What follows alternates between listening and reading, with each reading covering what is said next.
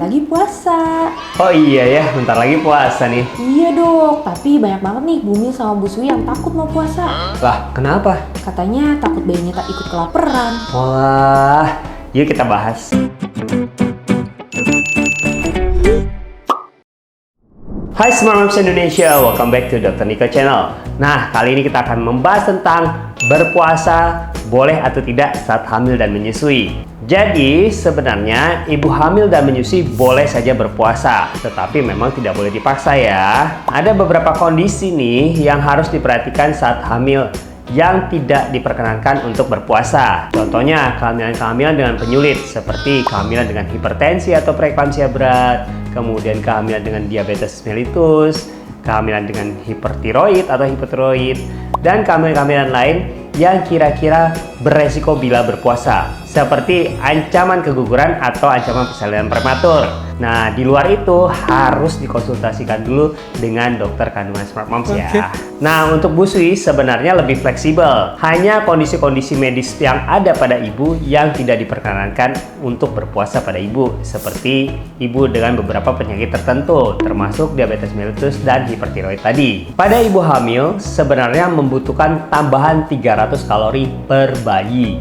Jadi kalau kehamilan kembar butuh 600 kalori nih per harinya. Sementara pada ibu menyusui membutuhkan sekitar 500 kalori tambahan per harinya. Jadi kalau misalnya sebelum hamil membutuhkan 1500 kalori, maka ibu hamil membutuhkan 1800 kalori.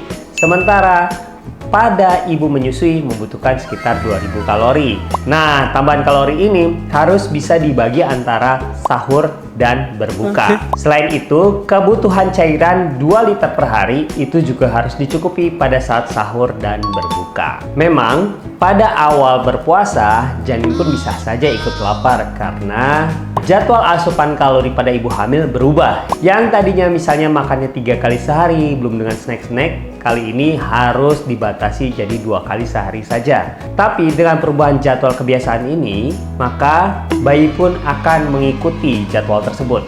Yang terpenting tadi total kalori per hari dan total cairan perharinya tercukupi. Kondisi lain yang tidak dianjurkan untuk berpuasa adalah trimester pertama pada saat ibu hamil mengalami mual muntah. Nah, kalau ibu hamil sedang mengalami mual muntah begini, jangan dipaksakan berpuasa ya, karena bisa meningkatkan resiko dehidrasi sedang hingga berat. Sehingga ibu hamil lebih baik berfokus saja pada kehamilannya, nutrisi, dan cairan perharinya. Sementara pada Bu Sui sebenarnya tidak perlu takut.